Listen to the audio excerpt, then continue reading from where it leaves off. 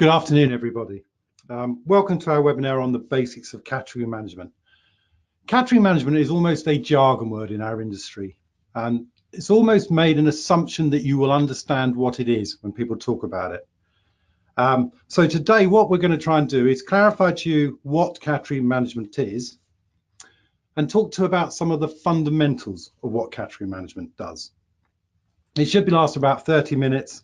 But feel free to post any questions as we go along, and then we'll come back to as many as we can at the end. So my plan for this next 30 minutes is we're going to start off with really defining what category management is. Why is it important when it comes to the food and grocery industry?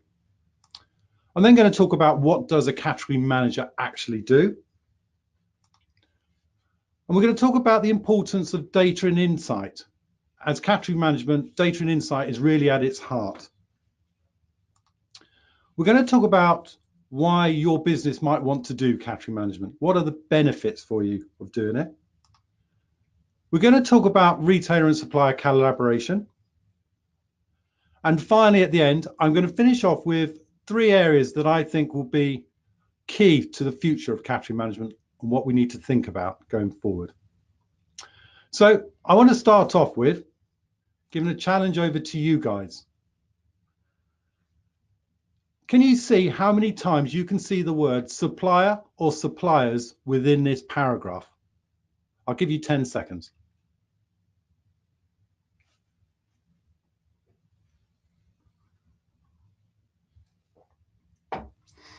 Okay, I think that's long enough. So how many did you get?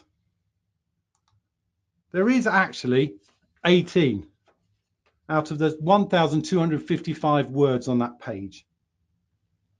And this is really the same challenge for a shopper doing a weekly top-up shop in a convenience store.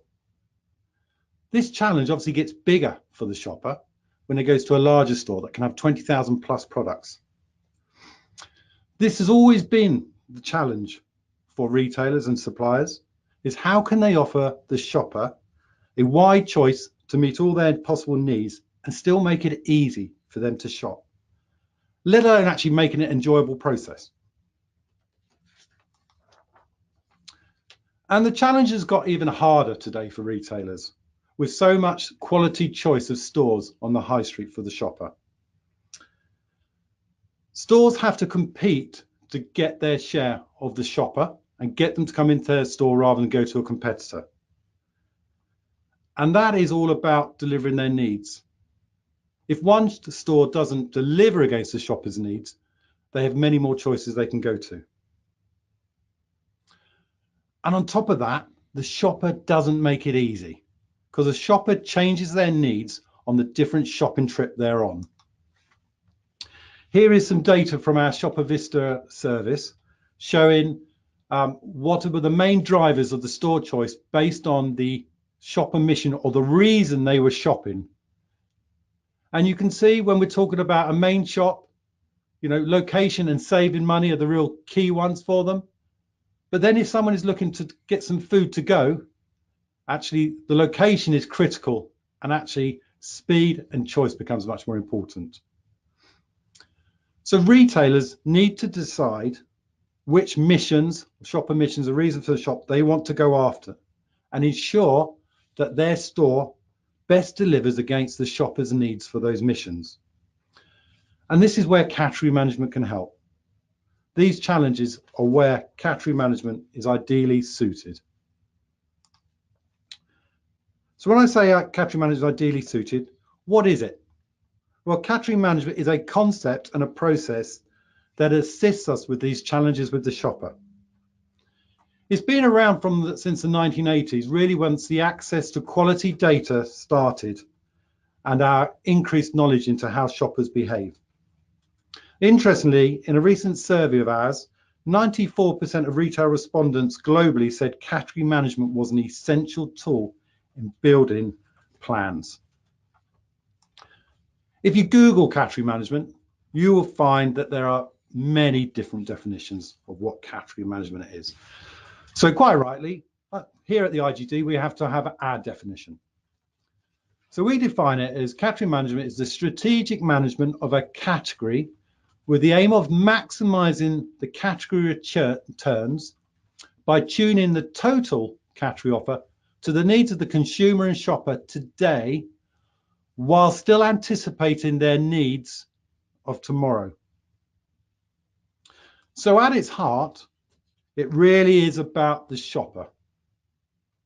And it's about understanding what they are looking for when they go shopping and what they need. And these needs can be many. The challenge is, especially in the physical world, the tools we have to engage the shopper are limited. There is only so much fixture space we have in a store. There are only really so many promotions we can run in a year. And we can't physically pick our stores up and move them around. And when it comes to things like reducing prices, we know the shopper would love the cheapest prices as possible, but also we need to ensure that we can make a profit. So hence, category management is about optimizing the tools at our disposal to deliver the best we can to the needs of our shopper. An interesting question, and one that you think is, why is he asking it? What is a category? There it is in the title of the word category management. I want to hand over to you guys now for a question about what is a category. So if you were thinking about buying dried apricots in store, I'm assuming that you all love dried apricots, where would you first look to find them? Okay, good. There's a good wealth of responses there.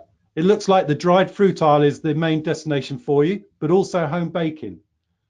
It's interesting, and thank you for that.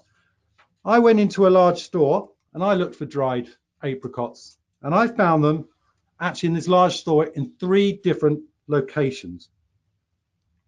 In each of the areas, space, range, the pack, and shelf trays were all changed to reflect the way the shoppers are using them in the different areas.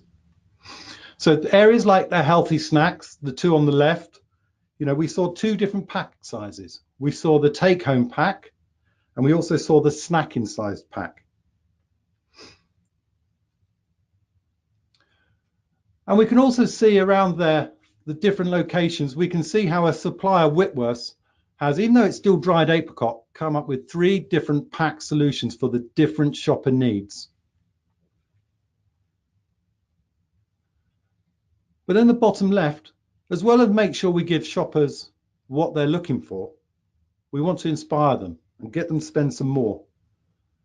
So thinking about the snacking, wouldn't you rather fancy having some nice mango slices? That would shift you from spending 55p to £1. So the challenge is, with so many potential shopper needs and locations in store, where do we put it? And how do we manage the process for the in-store operations of ensuring that the products are available in all these areas? This category has got around it by actually offering different SKUs in the different solutions, different sections. And also, if you're a smaller store, where do you put dried apricots? Because you probably haven't got the space to put in all these locations.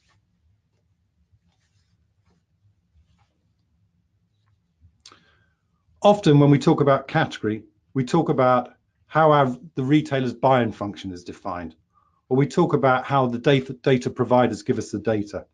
But ultimately, how we categorize the ranges in stores should be down to the shopper. And simply, we put it down to that a category would be 4 sort of definitions. The usual, as we understand, a category could just be similar products, but it also could be by shopper mission. So someone coming in for that lunchtime food to go, we can put them all to products together in one area there to help them with that mission. Or it can be an occasion. We could stock all the products for the Sunday lunch together to assist shoppers in buying everything at the same time and potentially inspiring them to buy something extra for their Sunday lunch. Or it can be an event, something like Valentine's, Christmas, a big seasonal event where people get excited and are willing to spend more money. So when we're thinking about category management and about getting the best returns, we have to do it within what we have and the environment we have. It is about optimizing the tools that we have available in the stores we're in to deliver the right shopper needs that we want to. So that's where we'll stop and read on what category management is. So what does a category manager actually do? In reality, category management is just good marketing, but really taking it to the in-store environment and the shopper. So it is about the right products, the right prices, the right promotions, the right place. We asked retailers what were the top areas where category management ways of working is influencing. And often if you talk to someone about what category management is, it will come out as range and layout of a fixture, and they are there. But it is a total business process for the in-store environment. It is an extension of the marketing mix to the shopper. It will have a direct influence over everything in the in-store complexity and about making it more efficient. It will involve everything from the supply chain, from the case sizes to the on-store experience. It is focused on driving change, driving behavior change with the shopper. And everything we do within category management, we have to think about how it's affecting their behavior. Within our category, however we define it, do we have scope to bring more people into the category to purchase? Or do we have more opportunities to get them to purchase the category more often? Or when they do come in, can we get them to buy more items from the category per trip? Or when they come in to buy an item, can we get them to spend more money on something else that they will value? You might say that a nice promotion will do a lot of this work, but it probably will do it in the short term. And we need to consider the long-term impact on the shopper, and is it a sustainable improvement? Here is an example on breakfast occasions on some of the solutions that we've seen in recent years that have helped drive some of these behavior changes positively. So for those breakfast skippers out there among you, recently we have started seeing pot solutions for the office. We have seen biscuit solutions and we have seen drink solutions, which is all about driving more often. And when we talk about more money, we can talk about an increase in things, quality ingredients that people are willing to pay for, or added benefits like protein. So we can increase the average price spent per item. So coming on to data and insight. As I said, this is at the heart of category management, and it is critical in getting it right within the process. We look to understand the category in its fullest. We look through probably 5 different lenses: the market performance, the category data, what our partners want, what our competitors are doing or planning to do, what we think they're going to do, what does the shopper need, and ultimately, what's the consumer consuming. And these are the key lenses. But on top of that, a key tool is understanding the big macro trends that are going on that we have very little influence on. The PESTLE tool is a great way of analyzing this area. PESTLE stands for politics, economics, sociology, technology, legislation, and environment. A lot of the big areas that we have very little control on, but will affect all our categories. Just having the data isn't the best solution. It's what we do with the data that is important. We need to unlock the insight in the data. We need to understand where the future opportunities are for the category. Insight is about having that enlightened moment of realizing where a new opportunity is for growth, or how we can get past a barrier to growth, what we can take advantage or remove. So any salesman out there from supplier side will be going, so what is in it for me? This sounds all great for retailers, and I get it's the point of purchase, but what are the benefits for a supplier of doing category management? I see that as coming down into two key roles. There's an external role and there's an internal role. Let's start with actually the external role. It is critical that we influence the shopper at the point they pick up the product. This we call the first moment of truth. Suppliers, we can spend all this money on our marketing plans and our marketing activity driving the awareness, but once the shopper gets in store, there's a lot of stuff that can influence them. This first point of truth, this first moment of truth, is the point of purchase, and that is owned by the retailer. Now, we can influence it commercially about the money we invest and the support we give to the retailer, but category management gives us another opportunity to influence. Where commercially, suppliers may look to drive activities that are stealing share from their competitors, the benefit for the retailer, apart from the investment that goes behind it, could be minimal, if anything. So often in category management, we talk about the triple win. And this is about trying to drive benefits for the shopper that is going to drive some of those levers that we talked about earlier. If we can drive an improvement in shopper behavior, that will lead to increased sales for the retailer and grow the category. And as a supplier, we will grow as the category grows. Let alone if we've actually influenced internally with our category management, we will probably see even more growth than what we would expect. In category management, this is often called growing the pie. We asked suppliers what were the benefits of category management when working with retailers. And these are the top 5 responses. Number 1 was improved trading relationship. Then came improved understanding of the retailer. Luckily, 3rd was improved sales and turnover. And then 4th was the wide network of influence, and finally an improved shopper understanding. So they are the top responses. And you can see a lot of those is about the relationship. A lot of those is about working together. And also where we see, when we look at the maturity of the categories we work in, the more mature categories, it is more about the relationship and understanding. But in the new categories, the less developed categories, we see that sales and turnover is the biggest benefit. So there's benefits for externally working. So what are the benefits internally?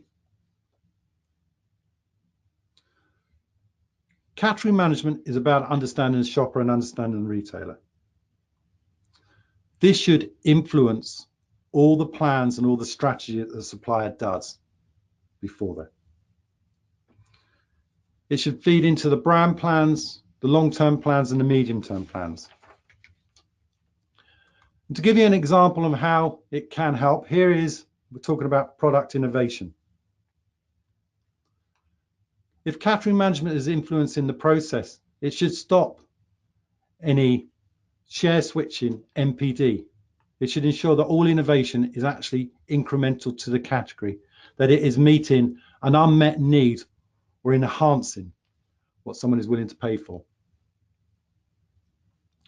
It should ensure once the innovation hits the shelf that we've made sure that it is easy to find for the shopper, that the packaging stands out against the background of the fixture, that the product is in the location where it should be, where consumers and shoppers would expect to find it. It should consider the retailer. So it should be in the right pack, it should be in the right tray format that makes it easy for stores to put on shelf and to find in the cage out the back and to go through the supply chain. And also, if we started with a category incremental at its heart for the innovation, That ensures that we're part of the triple win and should make the proposition to the retailer more compelling. But let's be clear, it is hard to be compelling if the innovation doesn't start with that category incrementality at the beginning. If it isn't, we should just hand it back to commercial. We can better understand the activities that play out in store. So when we see a spike in sales, we get excited by it, and the sales team gets excited by that spike in sales. We can check and have a look and take it back to the shopper to understand, is this just a short-term switch in share? Or is it ultimately coming down to a change in the shopper's behavior? It will be down to something that's done in store. And category should be best placed to understand how that is influencing the shopper and how best to replicate it or not do it again in the future. Some of these benefits will be beneficial for the supplier, and some will be beneficial for the retailer, the sales growth. But ultimately, category management is probably best placed to understand the triple win and what is best for all parties. So we come to the best category management. It's at its best when retailers and suppliers work together. And we both bring benefits to the party. The supplier brings the innovation they can develop. They bring their investment. They bring the resources, the people, the data they buy into, the research they buy into, which ultimately they bring their category knowledge. And as we talk, the retailer brings, they have their data. We have their understanding. They have the marketing tools in the in-store environment, and ultimately they are the point of purchase. So any promotions, any point of sale is down to, is down to the retailer. So it's a question for you guys. What do you think the retailer thinks distinguishes a best-in-class supplier in category management? What was the top response? Right. So the top response, we had understanding of the total category and the future trends, followed by working together to develop joint category plans. Which I'm glad, the top one is the same one, in-depth understanding of the total category and the future trends. Number 2, we had objective viewpoints and recommendations. And that was about if we're working in a category management environment, we need to ensure that there is objectivity in all we do. 3rd was working together to joint plans. 4th was innovation. And the 5th one was about that long-term vision beyond current trading needs. And when we're talking about collaboration, I also think it comes down to 3 real key areas. Collaboration only works if both parties can be trusted and are honest and work together. Conversations in category should not be leveraged in commercial negotiations. It should be kept separate. There's a level of trust that goes in of both parties being open for an open conversation. And it fundamentally has to be about category. It has to be about growing the whole category and not just the suppliers' brands. So finally, there's 3 bits which I want to talk about where we think and where I see category management evolving and becoming more important. And there's a bit about the future, is we have pockets of it today. The first area I'd like to talk about is about differentiation. And I've got to contradict myself a bit. So I've talked about data and the importance of data and insight. But the danger is if we leave category management up to an algorithm, we could end up with the same solutions coming out for all retailers. So we need to build some creativity in there. We need to look past the algorithms and put some differentiation. If we don't do this, all conversations will end up coming back just to location and prices for the shopper. Currently, when we talk about differentiation, when people talk about it, it's about unique ranges and exclusive products. But in the future, I think we need to think about differentiation in the wider aspect. How can the retailer be different to their competitors' set? They might be down to promotions, the missions we go after. We need to think of the whole mix. Secondly, the rebalancing of the insight. We've talked about the growth in data and it's just continuing. There's so much data available today. And this used to be the home of the suppliers, the category insight. Going forward, I'm seeing that retailers will have a much better grasp on their insight and their data and support it. Loyalty card has opened that up. At the moment, a lot of the understanding and a lot of the insight is above individual category detail. But looking forward, actually, retailers will have more and more of the insight. So suppliers need to think about what it is they bring to the conversation. What is it they bring that adds value to that collaborative partnership? And finally, stepping out of the category. Again, all this data and all this knowledge is helping retailers understand the impact of individual category activities on the departments, the total store, and the shopper's annual spend. So when we're thinking categories, we also have to think about what is the impact wider than our own category. A promotion that is good for our category may not be great for the overall trolley spend. So that's a whistle-stop tour of category management, what it is and its fundamentals. And hopefully you've got a better understanding now of what we mean when we talk category management. There are three things I really want you to take away from this session. One, the shopper is king. If they don't pick up the purchase off the shelf and pay for it, no one gets any money out of it. So we have to make sure we deliver against all their needs. For suppliers, we need to get the balance of category management right between internal and external. We need to influence both sides to get the most from our category management. And thirdly, collaboration can only happen if we go into it with honesty in mind and trust of our partners and be open to developing joint category plans.